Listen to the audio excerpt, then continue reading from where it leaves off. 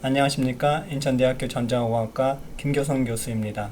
안드로이드 앱 프로그래밍 그 세 번째 강의를 시작하도록 하겠습니다. 안드로이드 앱 프로그래밍은 이와 같은 6개의 강의로 구성되어 있으며 세 번째 강의 튜토리얼 2를 시작하도록 합니다. 튜토리얼 1과 2는 안드로이드 개발자 웹사이트에서 제공되는 가장 간단한 예제입니다. 안드로이드 앱 프로그래밍은 자바 프로그래밍을 기반으로 하고 있는데 여러분이 1학년, 2학년 때 배운 C 및 C++ 프로그래밍 랭귀지와 유사합니다. 만약에 C 언어에 대해서 익숙치 않으면 여기 나와 있는 플레이리스트를 이용해서 관련 동영상을 수강하도록 하시기 바랍니다.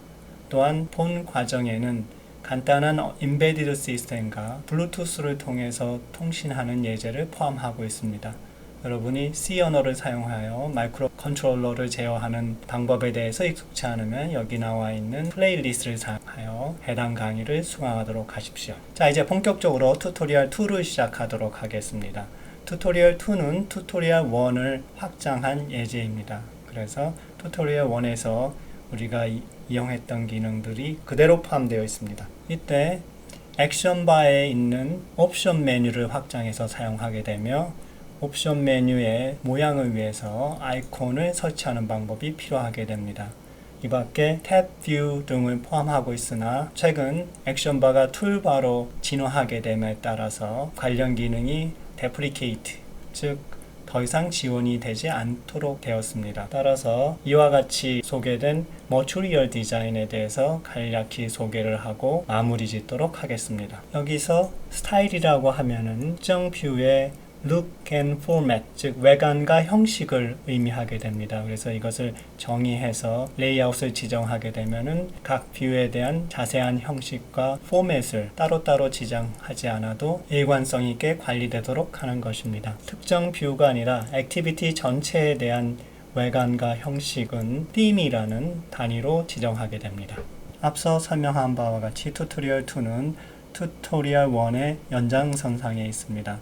그래서 튜토리얼 1에서 진행했던 대로 간단한 UI를 포함하고 있으며 이 UI를 통해서 새로운 액티비티를 생성시키는 과정을 포함하고 있습니다. 이때 옵션 메뉴에 있는 메뉴 아이템들을 추가하기 위해서 아이콘들이 필요한데 그 아이콘에 설치하는 방법부터 설명하도록 하겠습니다. 여기에 이미 설치되어 있는 아이콘들이 보입니다. 아이콘은 하나지만 화면의 크기에 따라서 여러 개의 파일들 중에서 해당 사이즈에 맞는 것을 사용하도록 하고 있습니다. 아이콘은 우리가 포토샵 등을 이용을 해서 직접 만들 수도 있지만 기존에 제작되어 있는 아이콘들을 사용을 하면은 원래 설정되어 있는 look and feel을 그대로 유지할 수 있을 뿐만 아니라 사용자들은 좀 더 친숙하고 이해하기 좋은 UI를 경험하게 됩니다. 여기 나와 있는 링크로 들어가면은 많이 사용되어 있는 아이콘들을 모아놓은 압축 파일을 다운로드 할 수 있습니다. 그 압축 파일을 언집하여서 폴더를 먼저 얻어 놓으시면 됩니다. 그 폴더는 android_design_icons라는 폴더로서 이 폴더 안에 여러 가지 아이콘들이 다양한 크기로 준비되어 있으니까 필요에 따라서 선택하여 안드로이드 스튜디오로 임포트 하시면 되겠습니다. 임포트 하는 방법들이 여러 가지가 있지만 그 중에 가장 간단한 방법 하나를 소개합니다. 먼저 이와 같이 프로젝트 탭에서 앱 폴더에서 right 버튼을 클릭하시면은 New라는 메뉴가 있고 그 New에서 이미지 에셋이라는 메뉴 아이템을 선택하시면 이와 같은 팝업 창이 열리게 됩니다. 이때 에셋 타입으로는 액션 bar and 탭 아이콘스를 선택하시고 이미지 파일은 아까 압축해서 풀어낸 폴더에서 원하는 아이콘들을 찾아서 지정하시면 되는데 이때 여기 이미지 파일의 오른쪽에 있는 닷닷닷으로 되어 있는 이 버튼을 누르시면은 파일 탐색기가 열려서 원하는 아이콘들을 지정하실 수가 있습니다. 여기서는 ic_action_search.png를 지정하게 되는데 이때 크기가 여러 개 있는데 그 중에 하나를 지정하시면은 여러 가지 크기에 해당되는 각 파일들을 모두 다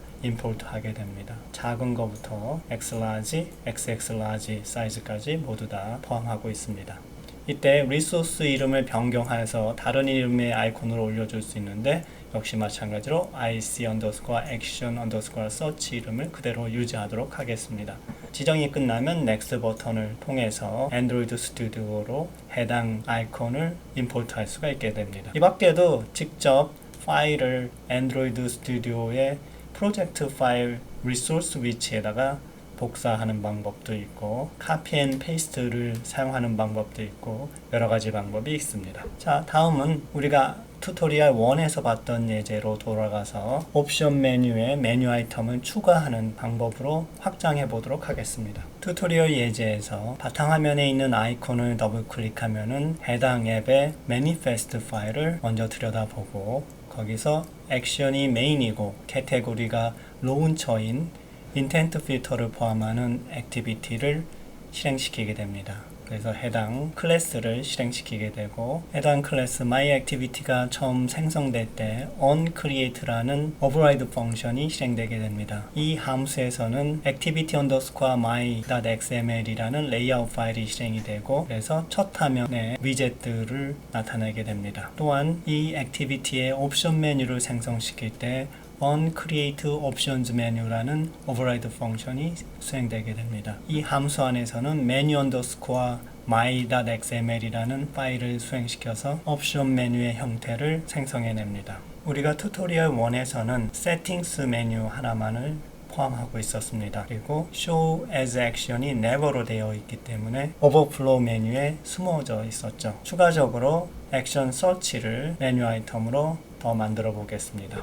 이때 앞에서 안드로이드 스튜디오에 임포트했던 아이콘을 이 메뉴 아이템의 아이콘으로 지정했습니다. 드로우볼 밑에 ic_action_search 이렇게 지정하게 되면은 아까 설치했던 png 파일을 가리키게 됩니다. 또한 show as action을 if room으로 뒀기 때문에 공간이 있을 때는 이 메뉴 아이템이 액션 바에 나타나도록 할 수가 있습니다. 따라서 이와 같이 지정했을 때 다음 슬라이드에 나와 있는 첫 번째 그림이 나타나게 됩니다. 여기 추가된 아이콘이 액션 서치이고 세팅스 메뉴는 이와 같이 오버플로우 메뉴에 숨어 있도록 되었습니다. 왜냐하면 서치 메뉴 아이템은 show as action을 if room이라고 지정을 했고 settings 메뉴 아이템은 never로 지정했기 때문입니다. 나머지는 모두 activity_my.xml 지정했던 바와 같이 edit 텍스트와 버튼이 그대로 동일하게 나타나고 있습니다. 이와 같은 메뉴 아이템에는 id가 주어져 있고 각각 action_search하고 action_settings로 되어 있죠. 그래서 이런 id가 주어져 있어서 이것이 자바 코드에서 참조될 수가 있습니다. 여기 onOptioned item selected라는 override 펑션은 각 메뉴 아이템이 선택되었을 때 호출되는 함수로서 어떤 아이템이 선택되었는지 그 클래스가 전달되도록 하고 있습니다. 전달된 메뉴 아이템의 id를 각 메뉴 아이템의 id와 이와 같이 비교하도록 하고 있죠. 따라서 각 id에 해당되는 함수들을 호출함으로써 원하는 기능을 수행하도록 할 수가 있습니다. 옵션 메뉴에 메뉴 아이템을 하나 더 추가했습니다. 그래서 블루투스 버튼을 하나 추가했는데 이때 버튼에 나타난 스트링만 지정하고 아이콘은 지정하지 않았습니다. 반면에 기존에 있던 세팅스 메뉴에 아이콘 하나를 더 추가했습니다. 그리고 이 메뉴 아이템의 show as action을 if room으로 변경했습니다. 따라서 옵션 메뉴에 나타나게 될 것입니다. 자, 이 두 번째 그림이 결과입니다. 앞에서 보았던 서치 메뉴가 아이콘으로 나타났고 세팅스 메뉴 역시 아이콘으로 나타났습니다. 그리고 블루투스 메뉴는 이와 같이 오버플로우 메뉴에 숨겨져 있습니다. 자, 다음은 이 액션바의 스타일을 변경해 보도록 하겠습니다. 스타일이라고 하면은 특정 뷰의 look and format, 즉 외관과 형식을 지정하는 것입니다. 이때 액티비티 전체에 들어가 있는 모든 뷰에 대해서 외관과 형식을 정한 것을 theme이라고 부릅니다. 스타일을 나타내는 것은 보통 색상, 크기, 패턴 등이 있으며 그 종류가 워낙 다양하기 때문에 그것을 일일이 하나로 정하기보다 미리 지정되어 있는 것으로부터 변경하는 방법을 주로 사용합니다. 자, 그럼 그 예제를 여기서 볼까요? 안드로이드 매니페스트 파일에서 theme을 하나 새롭게 지정했습니다. 이 띠은 themes.xml이라는 파일에서 새롭게 정의하고 있죠. 그렇지만 여러 가지 위젯 그리고 그 위젯 들어가 있는 여러 가지 길이나 색상이나 패턴 등의 특성들을 일일이 바꾸어 주는 것이 아니라 기존에 있는 theme으로부터 일부를 변경하는 형식을 취하고 있습니다. theme.hollow.light.darkActionBar라는 theme을 페어런트로 가져다 놓고 거기에 액션바 스타일만 따로 변경하고 있습니다. 이 스타일은 별도의 스타일 항목으로 정의하고 있죠. 그래서 myActionBar라는 이름을 가진 스타일인데 이건 역시 다른 theme에 들어가 있는 스타일 하나를 추출해서 그것을 사용하도록 하고 있습니다. 이 경우 widget, hollow, light, action bar, solid, inverse라는 스타일 하나를 가져와서 그 중에 백그라운드의 패턴을 이와 같은 아이콘으로 변경시켜주고 있습니다. 주어진 아이콘은 액션 스탑이라는 아이콘을 이용을 해서 사용하고 있습니다. 이때 이 모양이 이와 같이 되어 있고요.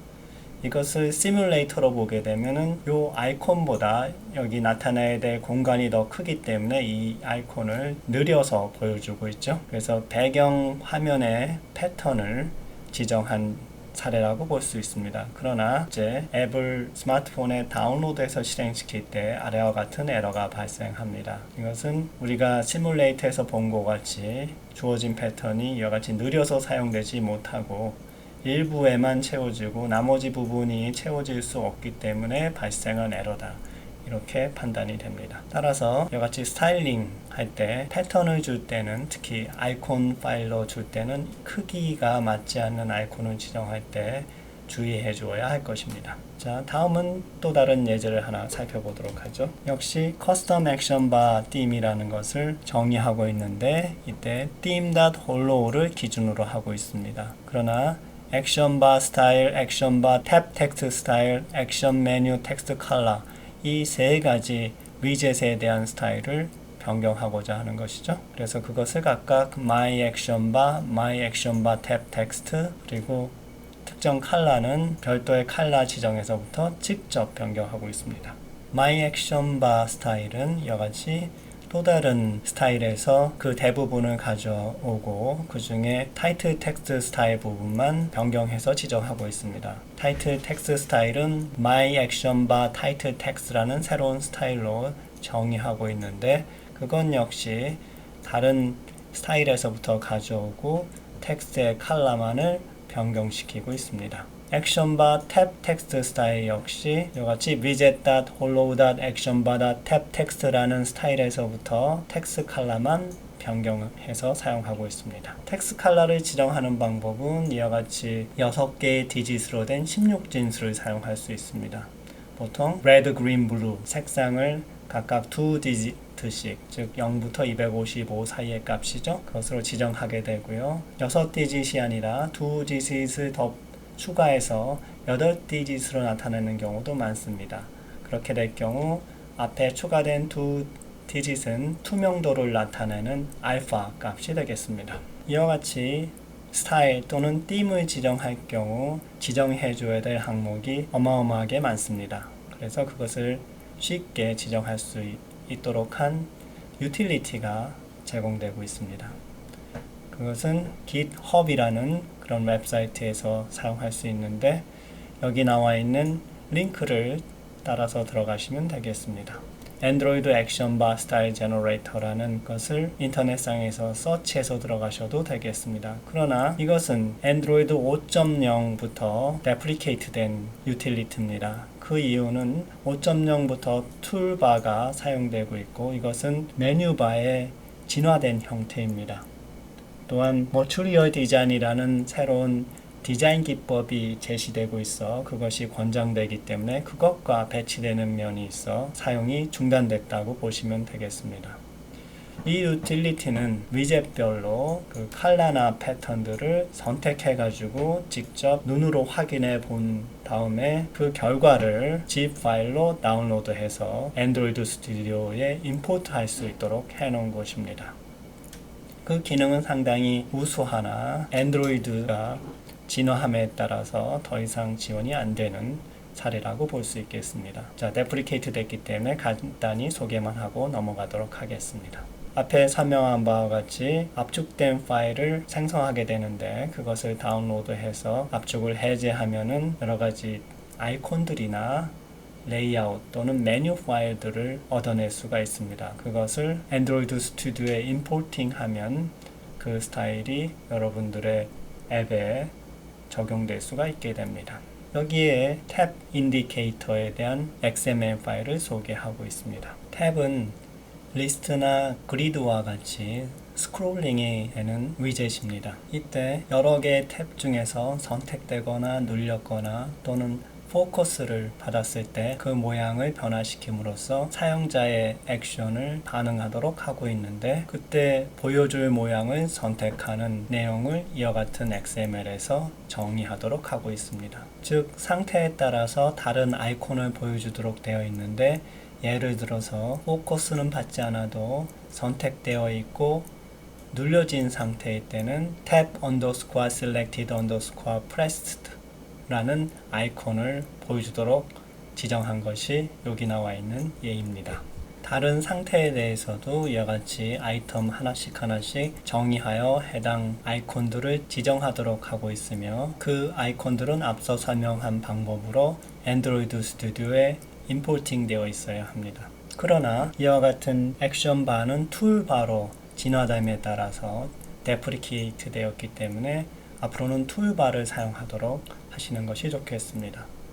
또한 이와 같이 제한된 머추리얼 디자인 방법을 사용을 해서 좀 더 세련되고 사용자가 쉽게 이해하고 반응할 수 있는 디자인을 사용하도록 하십시오. 이때 엘리베이션, 섀도우, 컬러 등이 그 핵심 개념으로 제시되고 있습니다. 머추리얼 디자인에 대해서는 튜토리얼 과정을 넘어서기 때문에 자세히 설명하지 않고 여러분들이 별도로 안드로이드 개발자 웹사이트에서 직접 읽어보시도록 권장합니다. 자, 이것으로 안드로이드 앱 프로그래밍 그 세 번째 강의를 마치도록 하겠습니다.